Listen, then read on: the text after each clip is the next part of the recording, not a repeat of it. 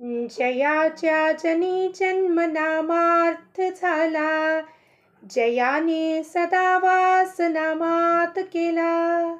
जयाच्या मुखी सर्वदा नाम कीर्ती, नमस्कार त्या ब्रह्म चैतन्य मूर्ती. ಶ್ರೀರಾಮ್ ಸಮರ್ಥ. ಎಲ್ಲ ಆತ್ಮಜ್ಯೋತಿಗಳಿಗೆ ಸಾಷ್ಟಾಂಗ ಪ್ರಣಾಮ ಮಾಡುತ್ತಾ ನನ್ನ ಸದ್ಗುರುಗಳಾದ ಶ್ರೀ ಚಂದ್ರಕುಮಾರ್ ಅವರ ದಿವ್ಯ ಚರಣಾರವಿಂದಕ್ಕೆ ಸಾಷ್ಟಾಂಗ ಪ್ರಣಾಮಗಳನ್ನು ಸಲ್ಲಿಸುತ್ತಾ ಇಂದಿನ 19 ಮೇ ಶ್ರೀ ಮಹಾರಾಜರ ಪ್ರವಚನ, ಭಗವಂತನ ಪ್ರೇಮ ಬೆಳೆಯುವಂಥ ಕರ್ಮ ಮಾಡಬೇಕು.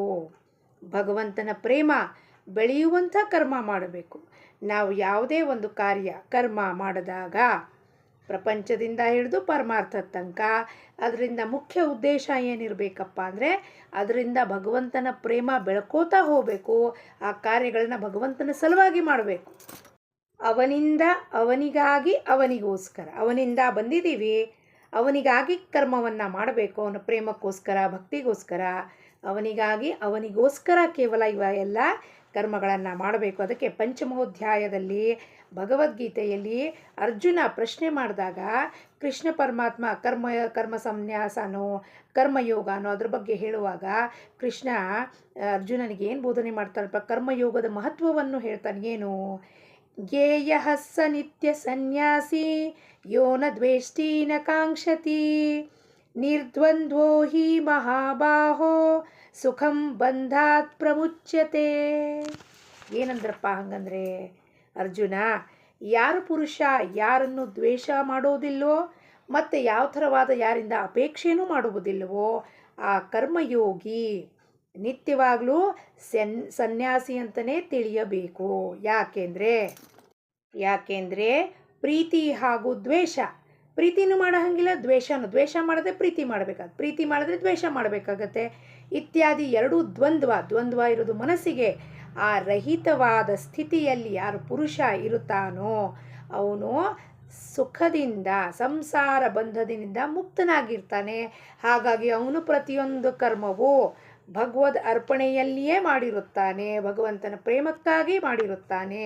ಅದನ್ನೇ ಶ್ರೀ ಮಹಾರಾಜರು ಹೇಳ್ತಾ ಇರೋದು, ಏನೇ ಕರ್ಮ ಮಾಡಿದ್ರೂ ಅದರಲ್ಲಿ ನಮಗೆ ಏನು ಕಾಣಿಸ್ಬೇಕಪ್ಪ, ಈ ಕೆಲಸವನ್ನು ಅವನು ಪ್ರೇಮಕ್ಕೋಸ್ಕರ ಮಾಡ್ತಿದ್ದೀನಿ.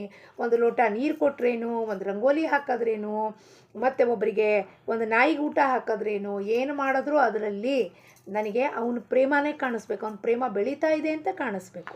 ಏನು ಹೇಳ್ತಾರೆ ಶ್ರೀ ಮಹಾರಾಜರು? ಎಲ್ಲರೂ ಸೇರಿ ನೋಡೋಣ. ಜಗತ್ತಿನಲ್ಲಿ ತಗೊಳ್ಳುವ ನಿಯಮವೇ ಇರುತ್ತದೆ. Give and take policy in the world. Give and take, ಆದಾನ ಪ್ರದಾನ ಪಾಲಿಸಿ ಜಗತ್ತಿನ ನಿಯಮ. ಅದು ಪರಮಾತ್ಮ ಯಾವಾಗ ಸೃಷ್ಟಿ ನಿರ್ಮಾಣ ಮಾಡಿದಾನೋ ಅದರಲ್ಲಿ ಆದಾನ ಪ್ರದಾನ ಮಾಡ್ತಾನೆ ಇರಬೇಕು. ನಾನೊಂದು ಕೊಡಬೇಕು, ನೀವೊಂದು ತಗೋಬೇಕು, ನೀವು ಕೊಡಬೇಕು, ನಾ ಇಸ್ಕೋಬೇಕು. ಏನನ್ನ? ವಿಷಯ ಇರಬಹುದು, ವಸ್ತು ಇರಬಹುದು, ಮತ್ತು ಈ ಜಗತ್ತಿನ ವ್ಯವಹಾರದಲ್ಲಿ ಬರುವಂಥದ್ದು ಕಾಮಕ್ರೋಧ ಲೋಭಾದಿ ಮತ್ಸರ ವಿಕಾರಗಳದ್ದು ಆದಾನ ಪ್ರದಾನ ಇರಬಹುದು. ಸಮ್ಮಾನದ ಕೊಡಬಹುದು, ಮತ್ತು ನಿಂದನೆ ತಗೊಳ್ಬಹುದು. ಏನೇನಿರುತ್ತೋ ಇದು ಜಗತ್ತಿನ ನಿಯಮ. ಇದು ಕಟ್ಟಿಗೆ 2 ತುಂಡುಗಳನ್ನು ಜೋಡಿಸಬೇಕಾದರೆ ಪ್ರತಿಯೊಂದರಲ್ಲಿಯೂ ಸ್ವಲ್ಪ ಸ್ವಲ್ಪ ಭಾಗವನ್ನು ಕೆತ್ತಿ ಒಂದರಲ್ಲಿ ಒಂದು ಕೂಡಿಸುತ್ತಾರೆ. ಇದರಿಂದ ಉತ್ತಮ ಜೋಡಣೆ ಆಗುತ್ತದೆ. ಫಿಟ್ಟಿಂಗ್ ಆಗಬೇಕು ಅಂದರೆ ಅದನ್ನು ಸ್ವಲ್ಪ ಕೆತ್ತುತ್ತಾರೆ, ಇದನ್ನು ಸ್ವಲ್ಪ ಕೆತ್ತುತ್ತಾರೆ. ಎರಡನ್ನು ಒಂದರಲ್ಲಿ ಒಂದು ಸೇರಿಸಿದಾಗ 2 ಕೂಡ್ಕೋತವೆ ಸರಿಯಾಗಿದೆ. Will fit into each other. ಇದರಂತೆ ಪ್ರತಿಯೊಬ್ಬ ಮನುಷ್ಯನು ತನ್ನಲ್ಲಿಯ ಸ್ವಲ್ಪ ದೋಷಗಳನ್ನು ಕೆತ್ತಿ ತೆಗೆದಿದ್ದಾದರೆ ಪರಸ್ಪರಲ್ಲಿಯ ಪ್ರೇಮವೆಂಬ ಜೋಡಣೆಯು ಸುಂದರವಾಗಿ ಕೂಡುತ್ತದೆ. ನನ್ನಲ್ಲಿ ಏನೋ ದೋಷ ಇರಬೇಕು, ಅದನ್ನು ನಾನು ಕೆತ್ತನೆ ಮಾಡಬೇಕು. ನಿಮ್ಮಲ್ಲೇನೋ ದೋಷ ಇರಬೇಕು, ನೀವು ಅದನ್ನು ಕೆತ್ತನೆ ಮಾಡಬೇಕು. ನೀವು ಸೇರಿದಾಗ ಒಂದಾಗಿ ನಾವು ಪರಸ್ಪರದಲ್ಲಿ ಸುಂದರವಾಗಿ ನಮ್ಮ ಮಾತು ನಡಿಬೇಕು ಅಂದರೆ, ಆದಾನ ಪ್ರದಾನ ಆಗಬೇಕು ಅಂದರೆ ವಿತೌಟ್ ಎನಿ ಹೇಟ್ರೆಡ್ ಆ್ಯಂಡ್ ಎನಿಮಾಸಿಟಿ, ಅಲ್ಲಿ ನನ್ನ ದೋಷನ ನಾನು ಸ್ವೀಕಾರ ಮಾಡಿ ಅದನ್ನು ಹಾಕಬೇಕು, ತೆಗೆದುಹಾಕಬೇಕು. ನಿಮ್ಮಲ್ಲಿರುವುದನ್ನು ನೀವು ತೆಗೆದುಹಾಕಿ, ಅವಾಗೇನಾಗುತ್ತೆ, ಅದು ಕೂಡ್ಕೊಳ್ಳುತ್ತೆ. ಇದನ್ನೇ ಗುರು ನಮಗೆ ತಿಳಿಸ್ಕೊಡೋದು. ಅಲ್ಲಿ ದೋಷ ನೋಡಬೇಡ, ನಿನ್ನಲ್ಲಿರೋ ದೋಷನ ತೆಗೆದುಹಾಕು, ಸೈಡಿಗೆ ಹಾಕು, ಅದನ್ನು ಸೈಡಿಗೆ ಹಾಕು. ಎರಡೂ ಕೂಡಿದಾಗ ವಿಚಾರದ ಆದಾನ ಪ್ರದಾನ ಹೆಂಗಾಗಬೇಕು? ಮತ್ತೊಮ್ಮೆ ಅವ್ರ ಜೊತೆ ಮಾತಾಡಬೇಕಪ್ಪ ಅನ್ನೋದು ಭಾವನೆ ಉಂಟಾಗಬೇಕು ನಮಗೆ. ಇದು ಒಮ್ಮೆಲಿಗೆ ಬರುತ್ತೇನ್ರಿ? ಬರೋದಿಲ್ಲ. ಪರಸ್ಪರ ಪ್ರೇಮ, ಅವ್ರ ದೋಷ ನಾನು ಹೆಂಗೆ ನೋಡ್ದಲ್ಲೇ ಕೂತ್ಕೊಂಡಿರಲಿ, ಯಾಕೆಂದರೆ ಮನಸ್ಸು ಚಂಚಲ. ಮನಸ್ಸು ಇಂದ್ರಿಯಗಳಿಗೆ ಹೇಳುತ್ತೆ, ಕಣ್ಣಿಗಳಿಗೆ ಹೇಳುತ್ತೆ, ನೋಡಿ ಹೋಗಲ್ಲ ಅವರಲ್ಲಿ ಏನು ದೋಷ ಇದೆ, ಕಿವಿಯಿಂದ ಕೇಳಿಸ್ಕೋ, ಅವ್ರ ಬಗ್ಗೆ ಹೇಳು, ಅವ್ರ ದೋಷನ ಹೇಳು. ಅದಕ್ಕೆ ಏನಪ್ಪ, ಒಂದೇ ಒಮ್ಮೆಲಿಗೆ ಆಗೋದಿಲ್ಲ. ಅದಕ್ಕೆ ಹಿನ್ನೆಲೆ ಹೋಗಬೇಕು. ಭಗವಂತನ ಪ್ರೇಮ ಬೆಳೆಯುವಂತೆ ಕರ್ಮ ಮಾಡಬೇಕು. ಅದಕ್ಕೆ ಹಿನ್ನೆಲೆ ಮನಸ್ಸನ್ನು ಒಳಗೆ ತರಬೇಕು. ಜಪ ತಪಾದಿ ಸಾಧನೆ, ಗ್ರಂಥ ವಾಚನ, ಸಂತರ ಚರಿತ್ರೆಯಲ್ಲಿ ತುಕಾರಾಮ್ ಮಹಾರಾಜರಿಗೆ ಅವ್ರ ಮನೆ ಪಕ್ಕದಲ್ಲೊಬ್ಬ ಇದ್ದ, ಮಂಬಾಜಿನೋ ಯಾರೋ ಒಬ್ಬ ಇದ್ದ. ಯಾವಾಗಲೂ ತುಕಾರಾಮ್ ಮಹಾರಾಜ್ ಮೇಲೆ ಹಾಗೆ ಮಾಡ್ತಿದ್ದೆ. ಯಾಕೆಂದರೆ ತುಕಾರಾಮ್ ಮಹಾರಾಜರು ಸ್ವತಃ ಅಭಂಗ ರಚನೆ ಮಾಡ್ತಿದ್ರು. ಇವನು ಅದನ್ನು ಕದ್ಕೊಂಬಂದ್ಬಿಟ್ಟು ಅಲ್ಲಿ ಕೆಳಗಡೆ ಸಾಲೋ ಮಾಲೋ ಮಣೆ ಅಂತ ಹಾಕ್ತಿದ್ದ. ಎಲ್ಲ ಶಬ್ದಗಳು ತುಕಾರಾಮ್ ಮಹಾರಾಜರದು. ಏನು ತುಕಾರಾಮ್ ಏನು ಹೇಳ್ಕೊತಾನ, ಅವ್ನು ಕೆಲಸ ಇಲ್ಲ ದ್ವಾಣಿ, ಅವನಿಗೆ ಅಧಿಕಾರವೇ ಇಲ್ಲ, ಬ್ರಾಹ್ಮಣನೂ ಅಲ್ಲ, ಎಲ್ಲ ಬೈತಿದ್ದ. ಒಮ್ಮೆ ಅವನಿಗೆ ಇಷ್ಟು ಅಸೂಯೆತನ ಇರುತ್ತೆ ಅಂದರೆ ಪಶು ವೃತ್ತಿಗೆ ಹೋಗಿರ್ತಾನೆ ಅವನು ಅಸೂಯೆತನ. ತುಕಾರಾಮ್ ಮಹಾರಾಜ್ ಮನೆ ದನ ಕರಾನು ಅವ್ರ ಮನೆ ಪಕ್ಕದ ಮನೆ ಬೇಲಿ ಹಾರ್ಕೊಂಡು ಹೋಗಿ ಅಲ್ಲಿದೇನೋ ತಿಂತಾ ಇರುತ್ತೆ. ಅದು ಏನು ಹಾಕಿರ್ತಾನೋ ಹೊಲದಲ್ಲಿನೋ ಹಾಕಿರ್ತಾನೆ, ತಿಂತಿರೋದು. ಅದನ್ನು ನೋಡಿಬಿಟ್ಟು ಅವನೇನು ಮಾಡ್ತಾನೆ, ನಿನ್ನ ಮನೆ ದನ ಕರು ನನ್ನ ಬೇಲಿಯಲ್ಲಿ ಬಂದು ತಿಂತಾ ಇದನ್ನು, ಬೇಲಿ ಆ ಬಾಂಬುದೇನು ಮುಳ್ಳಿಂದೇನು ಇದಿರುತ್ತೋ ಅದನ್ನು ತೊಗೊಂಬಂದು ಚಪ ಚಪ ಚಪ ತುಕಾರಾಮ್ ಮಹಾರಾಜರಿಗೆ ರಕ್ತ ಬರೋ ಹಾಗೆ ಹೊಡಿತಾನೆ. ಆದರೂ ತುಕಾರಾಮ್ ಮಹಾರಾಜರ ಬಾಯಿಂದ ಒಂದು ನಿಂದನೆ ಆಗಲಿ, ಒಂದು ಕ್ರೋಧದ ಶಬ್ದ ಆಗಲಿ, ಅವ್ರು ಬರೀ ಕೇವಲ ಪಾಂಡುರಂಗ ಪಾಂಡುರಂಗ ಪಾಂಡುರಂಗ ಪಾಂಡುರಂಗ, ನಿನ್ನಿಚ್ಛೆ ಕಣಪ್ಪ ಅಂತ ಹೊಡೆಸ್ಕೊಂಡು ಬರ್ತಾನೆ. ಆ ಒಲೆಗೆ ಸಿಟ್ಟು ಬರುತ್ತೆ ಅವರಿಗೆಲ್ಲ. ಅದೆಲ್ಲ ಔಷಧಿ ಹಚ್ತಿರ್ತಾಳೆ, ಎಷ್ಟು ನೀಚಿದ್ದಾನೆ ಅಂತಾಳೆ. ಆದರೂ ಪಾಂಡುರಂಗನ ಇಚ್ಛೆ ಇದೆ ಪಾಪ, ಅವಲೇ ಪಾಂಡುರಂಗನ ಇಚ್ಛೆ ಇದೆ, ಅದು ಇವತ್ತು ಹಿಂಗೆ ಹೊಡೆಸ್ಬೇಕಾಗಿತ್ತು ಅಂತ ಅದರಲ್ಲೂ ಎಷ್ಟು ಸಮಾಧಾನದಿಂದ ಹೇಳ್ತಾರೆ ಅಂದರೆ, ಅಲ್ಲಿ ಭಗವಂತನ ಪಾಂಡುರಂಗನ ಬಿಟ್ಟು ಅವರಿಗಿನ್ನೇನು ಬೇಕಾಗಿರಲಿಲ್ಲ ಅಂದಾಗ ಅವನು ಮಾಡಿದ್ದು ಕೃತ್ಯನೂ ಅವ್ರಿಗೇನೂ ಅನ್ನಿಸ್ಲಿಲ್ಲ. ಯಾಕಪ್ಪ ಪದೋಪದಿ ತುಕಾರಾಮ್ ಮಹಾರಾಜರ ಹೆಸರು ಬರ್ತಾ ಇರುತ್ತೆ ಅಂದರೆ, ನನ್ನ ಆರಾಧ್ಯ ದೇವತಾ ಅಭಂಗಕ್ಕೆ ತುಕಾರಾಮ್ ಮಹಾರಾಜರೇ. ನಾ ಸಣ್ಣ ಹುಡುಗಿ ಇದ್ದಾಗಿಂದ ಪಕ್ಕದ ಮನೆಯವರ ರೇಡಿಯೋದಲ್ಲಿ ಬೆಳಗ್ಗೆ 5 ಗಂಟೆಗೆ ಓದೋಕ್ಕೆ ಹೇಳ್ತಿದ್ದೆ ನಾನು, ಬೆಳಗಿನ ಜಾವ ಓದೋಕ್ಕೆ ಹೇಳ್ತಿದ್ದೆ. ಆವಾಗ ಪಕ್ಕದ ಮನೆಯಲ್ಲಿ ಆಲ್ ಇಂಡಿಯಾ ರೇಡಿಯೋದಲ್ಲಿ ಬೆಳಗ್ಗೆ ಪಹಟೇಚಿ ಭಕ್ತಿಗೀತೆಯಲ್ಲಿ ತುಕಾರಾಮ್ ಮಹಾರಾಜರದು, ನಾಮದೇವ್ ಮಹಾರಾಜರದು ಎಲ್ಲ ಭಕ್ತಿಗೀತೆ, ಪಾಂಡುರಂಗ ಕಾಂತಿ ಅಥವಾ ಇಂದ್ರಾಯಣಿ ಕಾಠಿ, ಮತ್ತೊಂದು ಏನೇನು ಭಕ್ತಿಗೀತೆ ಅದು ಅವೆಲ್ಲ, ಊಟ ಪಂಡರಿ ಚಾರಾಜ, ಇವೆಲ್ಲ ಹಾಕ್ತಿದ್ದೆ. ಅದನ್ನು ಕೇಳಿ ಕೇಳಿ ಕೇಳಿ ಕೇಳಿ ಕೇಳಿ ನಾನು ದೊಡ್ಡೋಳಾದೆ. ಹಾಗಾಗಿ ತುಕಾರಾಮ್ ಮಹಾರಾಜರವ್ರದ್ದು ನನ್ನ ಜೀವನದ ಮೇಲೆ ಬಹಳ ಒಂದು ದೊಡ್ಡ ಪರಿಣಾಮ ಉಂಟು. ಅದಕ್ಕೆ ಪದೇ ಪದೇ ಅವ್ರ ಕಥೆಗಳನ್ನು ಹೇಳ್ತಾ ಇರ್ತೀನಿ. ಇದಕ್ಕಾಗಿ ವಿಚಾರಪೂರ್ವಕ ಹಾಗೂ ಸಾವಧಾನತೆಯಿಂದ ವರ್ತಿಸುವುದು ಅವಶ್ಯವಿರುತ್ತದೆ. ಸಾವಧಾನತೆ ಇರಬೇಕಲ್ಲಿ. ಮತ್ತು ನಮ್ಮ ಸಮಾಧಾನದಿಂದ ನಾವು ವರ್ತಿಸುವಾಗ ನೋಡಬೇಕು, ನಮ್ಮ ವರ್ತನೆಯನ್ನು ನಾವು ನೋಡಬೇಕು. ಇನ್ನೊಬ್ಬರಿಗೆ ಪಾಯಿಂಟ್ ಔಟ್ ಮಾಡೋಲ್ಲ, ನಮ್ಮ ವರ್ತನೆ ಹೆಂಗಿದೆ ಫಸ್ಟ್ ನೋಡಬೇಕಲ್ವಾ. ಮನೆಯಲ್ಲಿಯೇ ಆಗಲಿ ಅಥವಾ ಹೊರಗೇ ಆಗಲಿ ಪ್ರೇಮದ ವರ್ಚಸ್ಸು ಇರಬೇಕು ಹೊರತು ಭಯದ ವರ್ಚಸ್ಸು ಇರಬಾರದು. ಯಾರೋ ಹೇಳ್ತಿದ್ರು, ನಾನು ಕಂಡುಬಿಟ್ರೆ ನನ್ನ ಸ್ಕೂಲ್ ಮಕ್ಕಳೆಲ್ಲ ಹಿಂಗೆ ಕಂಡುಬಿಡ್ತೀನಿ, ನಾನು ಎಲ್ಲ ಗಪ್ ಚುಪ್ ಚಿಡಿ ಚುಪ್ ಆಗಿಬಿಡ್ತಾರೆ. ಇದೇನು ಒಂದು ಅಚೀವ್ಮೆಂಟಾ? ನಿಮ್ಮ ಭಯದಿಂದ ಮಕ್ಕಳು ಸುಮ್ಮನೆ ಕೂತಿದ್ದಾವೆ, ಪ್ರೇಮದಿಂದ ಸುಮ್ಮನೆ ಕೂತಿಲ್ಲ. ಹೆಂಗಿರಬೇಕಪ್ಪ ಅಂದರೆ, ನಮ್ಮನ್ನು ನೋಡಿದ್ರೆ ಅವರು ರಾಮ ಶಬರಿ ಉಷ್ಟಿಷ್ಟ ಬೋರವನ್ನು ಯಾಕೆ ತಿಂದ? ಶಬರಿ ಪ್ರೇಮಕ್ಕೋಸ್ಕರ ತಿಂದ. ಅವನು ಲಕ್ಷ್ಮಣ ಅಯ್ಯಯ್ಯೋ ಇದೇನು ತಿಂತಿದ್ದ ನಮ್ಮಣ್ಣ ಅಂತ. ಆದರೆ ಅವನು ಯಾಕೆ ತಿಂದ? ಗುಹಾ ಮತ್ತು ಇವನಿದ್ದ ಕೇವಟ್ಟು ಯಾಕೆಲ್ಲರದು ಆ ಸೇವಾ ಮತ್ತು ಪ್ರೀತಿಯಿಂದ ಮಾತಾಡ್ದ? ಅವ್ರ ಪ್ರೇಮಕ್ಕೋಸ್ಕರ ಮಾತಾಡ್ದ. ಅಲ್ಲಿ ವರ್ಚಸ್ವ, ಭಯದ ವರ್ಚಸ್ವ ಬೇಕಾಗಿಲ್ಲ, ಪ್ರೀತಿಯಿಂದ ಮಾತಾಡಿದ್ರೆ ಸಾಕು, ಇಡೀ ಜಗತ್ತನ್ನು ನಾವು ಗೆಲ್ಲಬಹುದು. ತಾಯಿ ಹಾಗೂ ಮಕ್ಕಳ ಪ್ರೇಮದಂತೆ ಭಗವಂತನ ಬಗ್ಗೆ ಪ್ರೇಮವಿರಬೇಕು, ಹಾಗೂ ಅದರಂತೆಯೇ ನಮ್ಮ ವರ್ತನೆ ಇರಬೇಕು. ನಿಯಮವಿರುವುದೇನೆಂದರೆ, ಯಾರಿಗೆ ಒಳಗೂ ಹೊರಗೂ ಭಗವಂತನ ಪ್ರೇಮ ಪ್ರಾಪ್ತವಾಗಿರುತ್ತದೆಯೋ ಅಂಥ ಮನುಷ್ಯನು ಭಗವದ್ ಭಜನೆಯಲ್ಲಿ ಕುಣಿಯುತ್ತೊಡಗಿತೆಂದರೆ ಅವನ ಸ್ಪರ್ಶ ಹೊಂದಿದವರು ಭಗವಂತನ ಪ್ರೇಮದಲ್ಲಿ ಕುಣಿಯತೊಡಗುತ್ತಾರೆ. ಭಗವಂತನ ಪ್ರೇಮವೂ ಒಂದು ದೊಡ್ಡ ಹುಚ್ಚು ಇರುತ್ತದೆ. ಇದು ಯಾರಿಗೆ ಲಭಿಸುತ್ತದೆಯೋ ಅವನು ನಿಜವಾಗಿಯೂ ಭಾಗ್ಯಶಾಲಿ. ಇದನ್ನೇ ಗುರುವಾರ ಕುಗ್ಗಡ್ಡಿ ಮಹಾರಾಜರು ಬಂದಾಗ ಹೇಳಿದ್ರು. ಏನಪ್ಪ, ಭಗವಂತನ ಹುಚ್ಚು ಹಿಡಿಬೇಕು ನಮಗೆ. ಅಂಥ ಒಂದು ದೊಡ್ಡ ಹುಚ್ಚು ಹಿಡಿದ್ರೆ ಅಂಥ ಭಾಗ್ಯಶಾಲಿ ಮನುಷ್ಯ ಯಾರೂ ಇರಲ್ಲ. ನಮಗೆ ಹುಚ್ಚಿದೆ, ನಾವು ಪ್ರಾಪಂಚಿಕ ಯಾತ್ರದ್ದು ವಸ್ತು ವಿಷಯದ್ದು. ಇನ್ನೊಬ್ಬರು ಏನು ಹೇಳ್ತಾರೆ ನನ್ನ ಬಗ್ಗೆ ಅಂತ ತಿಳ್ಕೊಳ್ಳೋಕೆ ಹುಚ್ಚು ಹಿಡಿದಿರತ್ತೆ ನಮಗೆ. ಇನ್ನೊಬ್ಬ ವ್ಯಕ್ತಿ ನನಗೆ ತೊಂದರೆ ಕೊಡ್ತಾನೆ, ಇನ್ನೊಬ್ಬ ವ್ಯಕ್ತಿ ನನ್ನ ಮನಸ್ಸು ನೋಯಿಸ್ತಾನೆ, ಅವ್ರು ಹಿಂಗೆ ಬಿದ್ದಿರೋದ್ರಲ್ಲಿ ಹುಚ್ಚು ಹಿಡಿದಿರುತ್ತೆ ನಮಗೆ. ಆದರೆ ಭಗವಂತನ ಹುಚ್ಚು ಹಿಡಿಸ್ಕೊಳಕ್ಕೆ ನಾವು ರೆಡಿ ಇಲ್ಲ. ಯಾಕೆಂದರೆ ಅಲ್ಲಿ ನಾನು ಬಿಡಬೇಕಾಗತ್ತಲ್ವ. ನಾನು ಬಿಟ್ಟು ಗುರುನಾಥನ ಮಾತು ಕೇಳಬೇಕಾದ್ರೆ ಗುರುನಾಥ ಸರ್ವೋಪರಿ ಆಗ್ಬಿಡ್ತಾನೆ. ಇನ್ನು ನಾನು ಅನ್ನೋದಿಷ್ಟು ಬಲಿಷ್ಠ ಇದೆ, ಅಹಂಕಾರಿ. ಇದು ನಾನೇ ಗುರುನಾಥನ ಮಾತು ಕೇಳಿ ನಂದು ವರ್ಚಸ್ವ ಹೋಗ್ಬಿಡುತ್ತಲ್ವ. ನಾನು ಅಂತ ಬಿಡೋಕ್ಕೆ ಎಷ್ಟು ಜನ್ಮಾಂತರದಲ್ಲಿ ಕಷ್ಟಪಡಬೇಕಾಗತ್ತೆ ಅಂದರೆ ಒಮ್ಮೆಲಿಗೆ ನಾನು ಹೋಗಲ್ಲ. ನಾನು ಇವನ ಮಾತು ಯಾಕೆ ಕೇಳಲಿ? ಇವನು ಯಾರೋ ಗೊತ್ತೇ ಇಲ್ಲ, ಇವನು ಗುರುನಾಥ ಅಂತ, ಇವ್ರ ಗುರುನಾಥ ಯಾರೂ ಗೊತ್ತಿಲ್ಲ, ಇವ್ರ ಮಾತು ನಾವ್ಯಾಕೆ ಕೇಳಬೇಕು? ಅಷ್ಟು ಸುಲಭನಾ ರೀ? ಅವ್ರಿಗೆ ಯಾರೋ ಸತ್ಸಂಗದಲ್ಲಿ ಹೇಳ್ತಿರ್ತಾರೆ, ಸುಲಭ ಅಲ್ಲ ರೀ ಬಿಡೋದು, ಸುಲಭ ಅಲ್ಲ ರೀ ಅಂತ. ನಾನು ಅವ್ರಿಗೆ ಪದೇ ಹೇಳ್ತೀನಿ ಸುಲಭ ಇದೆ. ಇಲ್ಲ, ನಿಜವಾಗಿಯೂ ಸುಲಭ ಇಲ್ಲ. ನಾನು ನನ್ನದು ಅಂತ ಅಹಂಕಾರ ಬಿಟ್ಕೊಡ್ಲಿಕ್ಕೆ ಗುರುನಾಥನ ಮುಂದೂ ರೆಡಿ ಇರೋದಿಲ್ಲ ಈ ಮನಸ್ಸು. ಅದಾದಮೇಲೆ ಹೆಂಗಾಗತ್ತೆ ಸಾಧ್ಯ ಆಗುತ್ತೆ ಅವ್ನು ಪ್ರಾಪ್ತಿ ಮಾಡ್ಕೊಳ್ಳೋಕ್ಕೆ? ಹುಚ್ಚು ಹೆಂಗೆ ಹಿಡಿಯತ್ತೆ? ಫಸ್ಟು ಪ್ರಪಂಚದ ಹುಚ್ಚು ಬಿಟ್ಟರೆ ತಾನೇ ಅಲ್ಲಿ ಪರಮಾರ್ಥದ ಹುಚ್ಚು ಹಿಡಿಯೋದು. ಪ್ರಪಂಚದ ಹುಚ್ಚು, ಐಹಿಕ ವಿಷಯದ ಹುಚ್ಚು ಬಿಟ್ಟು ಹಾಕೋಣ. ವಸ್ತುದ ವಿಷಯ ಒಂದು ಏಜ್ ಬಂದಮೇಲೆ ಬಿಟ್ಟು ಹೋಗುತ್ತೆ. ಬಟ್ ಜನದ ಹಿಂದೆ ಹುಚ್ಚು ಹಿಂಗಾಗಿರ್ತೀವಿ ಅಂದರೆ ಆ ಜಗತ್ತಿನಲ್ಲಿ ಪರಮಾತ್ಮ ನಮ್ಮನ್ನು ತಂದಿದ್ದಾನೆ ಅಂತಲೂ ನಮಗೆ ಮರ್ತೋಗ್ಬಿಟ್ಟಿರುತ್ತೆ. ಹಾಗಾಗಿ ಸಂತರು ಸತ್ಪುರುಷರ ಚರಿತ್ರೆಯನ್ನು ಓದಬೇಕು. ಯಾಕಪ್ಪ ಅಂದರೆ ಅವ್ರಿಗೆ ಇಂಥ ಹುಚ್ಚು ಹೆಂಗೆ ಹಿಡಿತು? ಅವರು ಪ್ರಪಂಚ ಬಿಡಲಿಲ್ಲ, ಸಂಸಾರ ಬಿಡಲಿಲ್ಲ, ಆದರೆ ಮನಸ್ಸು ಸದಾ ಪಾಂಡುರಂಗ.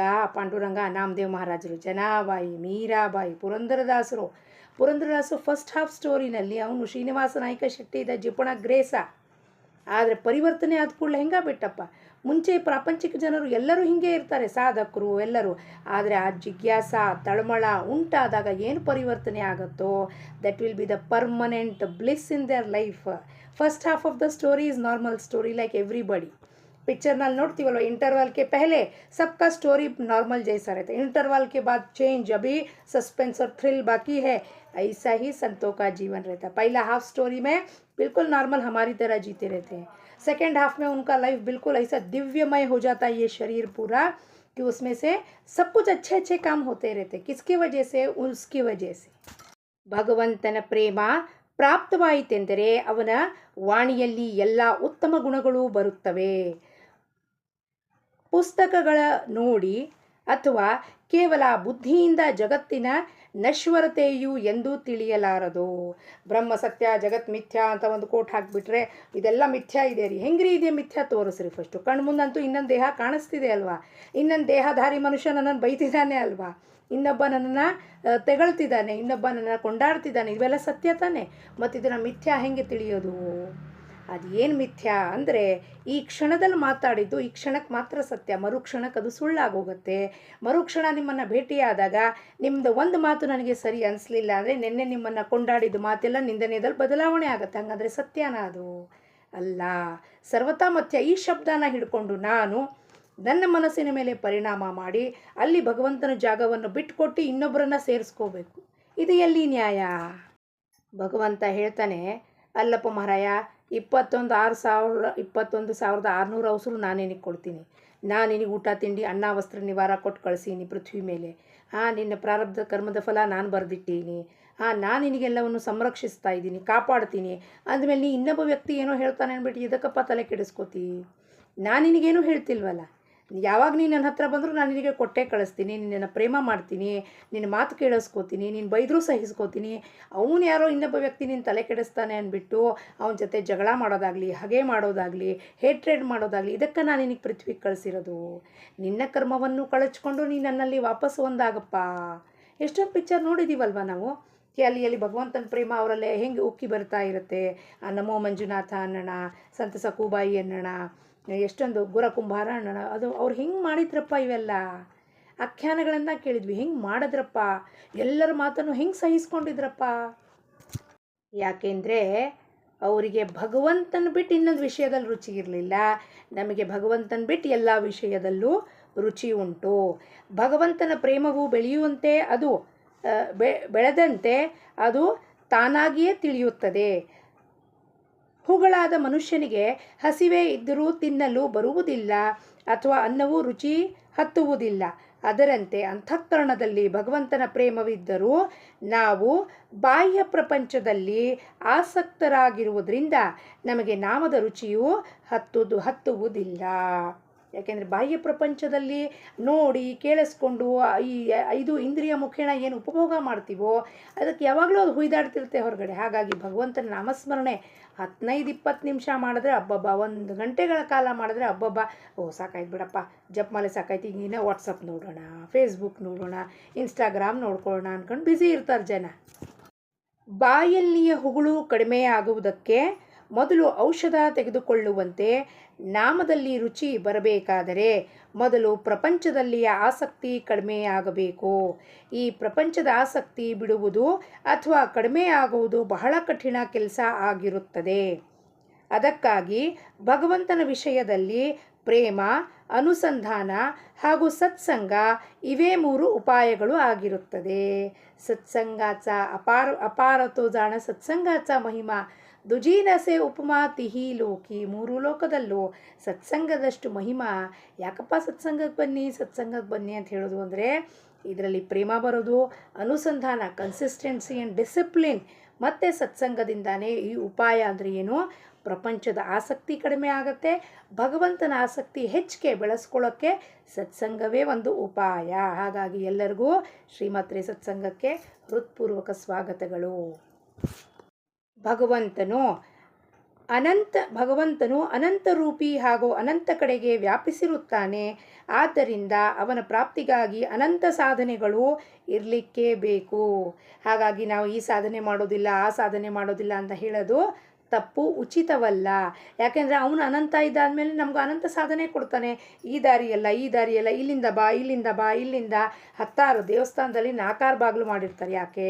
ನೀ ಯಾವ್ದಾದ್ರು ಬಾಗಿಲಿಂದ ಬಾರಪ್ಪ, ನಾನು ನಿನ್ನನ್ನು ಸ್ವೀಕಾರ ಮಾಡ್ಕೋತೀನಿ. ಅದರಂತೆ ಅನಂತ ಸಾಧನೆ, ಜಪ, ತಪ, ಗ್ರಂಥ ವಾಚನ, ಬರ್ಕೊಳ್ಳೋದಾಗಲಿ, ಹೇಳ್ಕೊಳ್ಳೋದಾಗಲಿ, ನಾಮ ಸಂಕೀರ್ತನೆ ಆಗಲಿ, ಒಂದು ವೀಣಾ ಸಪ್ತಾಹದಲ್ಲಿ ವೀಣಾ ಹಿಡ್ಕೊಂಡು ಅಖಂಡ ವೀಣಾದಲ್ಲಿ ವೀಣಾ ಹಿಡ್ಕೊಳ್ಳೋದಾಗಲಿ, ಜಪಮಾಲೆ ಹಿಡ್ಕೊಳ್ಳೋದಾಗಲಿ, ಪ್ರವಚನ ಕೇಳೋದಾಗಲಿ, ಮಾಡೋದಾಗಲಿ ಎಲ್ಲವೂ ಸಾಧನೆ, ಅನಂತ ಸಾಧನೆಗಳು. ಇದನ್ನು ಮಾಡ್ಕೋತಾ ಪ್ರಪಂಚದಲ್ಲಿ ಎಲ್ಲ ಥರದ ಊಟ ಬೇಕು ತಾನೆ. ಪನ್ನೀರ್ ಬಟರ್ ಮಸಾಲ ಬೇಕು, ಕುಲ್ಚಾ ಬೇಕು, ಜ್ಯೂಸ್ ಬೇಕು, ಕೋಲ್ಡ್ ಕಾಫಿ ಬೇಕು ಅಂದಮೇಲೆ ಇಲ್ಲಿ ಯಾಕೆ ಅನಂತ ಸಾಧನೆ ಬೇಡ? ವಿಚಾರ ಮಾಡೋಣ. ಬೆಳಗ್ಗಿಂದ ಸಂಜೆ ತನಕ ಸಾಧನೆ, ಪ್ರಪಂಚದಲ್ಲೂ ಸಾಧನೆಯೇ ಅದು. ಅನಂತ ಥರವಾದ ಊಟ ಮಾಡ್ತೀವಿ. ಬೆಳಗ್ಗೆ ತಿಂಡಿ ಒಂದು, ಅದಾದಮೇಲೆ ಚಹಾ, ಮತ್ತು ಬೆಳಗ್ಗೆ ಒಂದು ಸತಿ ಚಹಾ ಕಾಫಿ, ಅದಾದಮೇಲೆ ಮತ್ತೆ ತಿಂಡಿ ಆದಮೇಲೆ ಚಹಾ, ಮತ್ತಿಲ್ಲ ಬಾದಾಮಿ ಹಾಲು, ಹಾರ್ಲಿಕ್ಸು, ಅದಾದಮೇಲೆ ಮುಗೀತು ಮಧ್ಯಾಹ್ನ ಊಟಕ್ಕೆ ಮಾವಿನ ಹಣ್ಣಿನ ಸೀಸನ್ ಇದೆ, ಪೂರಿ, ಸೀಕರಣೆ, ಅನ್ನ, ಹುಳಿ, ಭಕ್ರಿ, ಪಲ್ಯ, ಮತ್ತು ಅದಕ್ಕೆ ಕುರಾಸಾಣಿ ಪುಡಿ ಬೇಕು, ಚಟ್ನಿ ಪುಡಿ ಬೇಕು, ಬೆಣ್ಣೆ ಬೇಕು, ಮಜ್ಜಿಗೆ ಬೇಕು, ಮೊಸರು ಬೇಕು, ಕೆನೆ ಹಾಲು ಬೇಕು. ನೋಡಿ ಎಷ್ಟು ವೆರೈಟಿ ಸಾಧನೆ ಇದೆ ಊಟಕ್ಕೆ, ಎಷ್ಟು ಬಾಯಿ ಚಾಪಲ್ಯ. ಮತ್ತು ಸಂಜೆ ಚಹಾ ಜೊತೆಗೆ ಗಿರ್ಮಿಟ್ ಬೇಕು, ಮಿರ್ಚಿ ಭಜಿಯಾ ಬೇಕು, ಬೇಳೆ ಬೇಕು, ಚಕ್ಲಿ ಬೇಕು. ರಾತ್ರಿ ಊಟಕ್ಕೆ ಒಂದು ಸ್ವಲ್ಪ ಮತ್ತೆ ಇದನ್ನು ಇಷ್ಟು ವೆರೈಟಿ ಪ್ರಪಂಚದಲ್ಲಿದ್ಮೇಲೆ ಭಗವಂತನ ಸಲುವಾಗಿ ಇಷ್ಟು ವೆರೈಟಿ, ಇದು ನಾವು ಮಾಡೋದಿಲ್ಲ ರೀ. ಯಾಕೆ ಮಾಡೋದಿಲ್ಲ ರೀ? ಪ್ರಪಂಚದಲ್ಲಿ ಆಸಕ್ತಿ ಇಷ್ಟೊಂದಿಟ್ಟ ಮೇಲೆ ಇಲ್ಲಿ ಬಂದಾಗೋ ಅದೇ ಆಸಕ್ತಿನ ಅಲ್ಲಿಂದ ತೆಗೆದು ಇಲ್ಲಿಗೆ ಹಾಕಬೇಕು. ಭಜನೆ ಮಾಡಿರಿ, ಜಪ ಮಾಡಿರಿ, ಸುಮ್ಮನೆ ಕೊಡ್ರಿ, ಮೌನ ಮಾಡಿರಿ.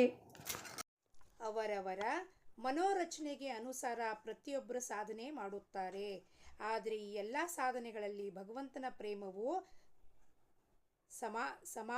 ಸಮಭಾವದಿಂದ ಇರಲೇಬೇಕು. ಪ್ರತಿಯೊಬ್ಬರ ಮನೋರಚನೆ ಅಂದರೆ previous conditioning of the mind, ಅಂದರೆ ಪೂರ್ವ ಜನ್ಮದ ಸಂಸ್ಕಾರದ ಅನುಸಾರವಾಗಿ ಅವರವರಿಗೆ ಅದು ರುಚಿಸುತ್ತದೆ. ಕೆಲವರಿಗೆ ಗ್ರಂಥ ವಾಚನ ಮಾಡಬೇಕು ಅಂದರೆ 50 ಪೇಜ್ ಒಂದೇ ದಿವಸಕ್ಕೆ ಓದ್ಬೋದು. ಕೆಲವರು 2, 3, 4 ಗಂಟೆಗಳು ಧ್ಯಾನ ಮಾಡ್ಬೋದು. ಕೆಲವರು ಮೌನದಲ್ಲಿ ಇರಬಹುದು. ಅದು ಅವರವರ ಒಂದು ಸ್ವಭಾವ, ಅಂದರೆ ಕಂಡೀಷನಿಂಗ್ ಆಫ್ ದ ಮೈಂಡ್ ಪ್ರಕಾರ ಆಯಾ ಸಾಧನೆಯಲ್ಲಿ ಅವರಿಗೆ ಅದು ರುಚಿಸುತ್ತದೆ. ಆದರೆ ಯಾವುದೇ ಸಾಧನೆಯಲ್ಲೂ ಭಗವಂತನ ಪ್ರೇಮ ಸಮಭಾವದಿಂದ ಇರಲೇಬೇಕು. ಭಗವಂತನ ಪ್ರೇಮವು ಯಾವುದೇ ಸಾಧನೆಯ ಪ್ರಾಣವಾಗಿರುತ್ತದೆ. ಆ ಪ್ರೇಮ ಪ್ರಾಪ್ತಿಗಾಗಿ ನಿತ್ಯ ಭಗವಂತನನ್ನು ಪ್ರಾರ್ಥಿಸಬೇಕು. ಯಾರಿಗೆ ಈ ಪ್ರೇಮವು ಪ್ರಾಪ್ತವಾಗುತ್ತದೆಯೋ ಭಗವಂತನು ಕಷ್ಟ ಸಾಧ್ಯನಾಗಿರದೆ ಸುಲಭ ಸಾಧ್ಯನಾಗಿರುತ್ತಾನೆ. ಭಗವಂತನನ್ನು ಭಾಳ ಸುಲಭವಾಗಿ ಪಡ್ಕೊಳ್ಬೋದು. ಹೆಂಗಪ್ಪ ಗುರುನಾಥ ಹೇಳ್ತೀವಿ, ನಾನು ಅನ್ನೋದು ನೀವು ಬಿಟ್ಟು ಕೂಡಲೇ ಈ ಕ್ಷಣಕ್ಕೆ ಅವನ ಜೊತೆ ಒಂದಾಗಿ ಹೋಗ್ತೀಯಮ್ಮ. ಈ ನಾನು ಅನ್ನೋದೇ ತೊಂದರೆ ಕೊಡ್ತಾ ಇದೆ ನಮಗೆ. ಇದನ್ನು ಬಿಟ್ಟರೆ ಅವನಲ್ಲಿ ನಾವು ಒಂದಾಗ್ಲಿಕ್ಕೆ ಸಾಧ್ಯತೆ ಉಂಟು. ಅದಕ್ಕೆ ಕಷ್ಟ ಸಾಧ್ಯ ಅಲ್ಲ, ಭಗವಂತ ಸುಲಭ ಸಾಧ್ಯ. ಹೆಂಗೆ? ಅವನ ನಾಮದಲ್ಲಿ ನಾವಿದ್ದರೆ ಅವನ ಜೊತೆಗೆ ಸದಾ ಇರುತ್ತೇವೆ. ಯಾರು ಅತ್ಯಂತ ಹೀನರಲ್ಲಿ ಹೀನ, ಅಜ್ಞಾನಿಗಳಲ್ಲಿ ಅಜ್ಞಾನಿಯಾಗಿರುತ್ತಾನೋ ಅಂಥವನಿಗೂ ಕೂಡ ಭಗವಂತನು ಪ್ರಾಪ್ತವಾಗುತ್ತಾನೆ. ಅಂದಮೇಲೆ ನಮಗೆ ಪ್ರಾಪ್ತ ಆಗೋದಿಲ್ಲೇನ್ರಿ? ಖಂಡಿತವಾಗ್ಲೂ ಆಗುತ್ತೆ. ಆ ಭಗವಂತನ ಪ್ರೇಮ ಮಾಡುವಂಥ ಕೆಲಸಗಳನ್ನು, ಕರ್ಮಗಳನ್ನು ನಾವು ನೀವು ಸೇರಿ ಎಲ್ಲರೂ ಮಾಡೋಣ. ಇಂದಿನ ಬೋಧವಚನ: ಯಾರಿಗೆ ಭಗವಂತನ ಪ್ರೇಮ ಬೇಕು ಎಂದು ಅನಿಸುತ್ತದೋ ಅವರಿಗೆ ನಾಮ ತೆಗೆದುಕೊಳ್ಳುವುದೊಂದೇ ಮಾರ್ಗವಿರುತ್ತದೆ. ಯಾರಿಗೆ ಭಗವಂತನ ಪ್ರೇಮ ಬೇಕು ಅಂತ ಅನ್ನಿಸ್ತಾ ಇದೆಯೋ, ತಳಮಳ ಉಂಟಾಗಿದೆಯೋ, ಮೊದಲಿನಿಂದ ಕಡೆಯ ತನಕ ಬರೋ ತನಕ ಪ್ರವಚನ ಓದಾದ್ಮೇಲೆ ಏನು ಅರ್ಥ ಆಗತ್ತಪ್ಪ?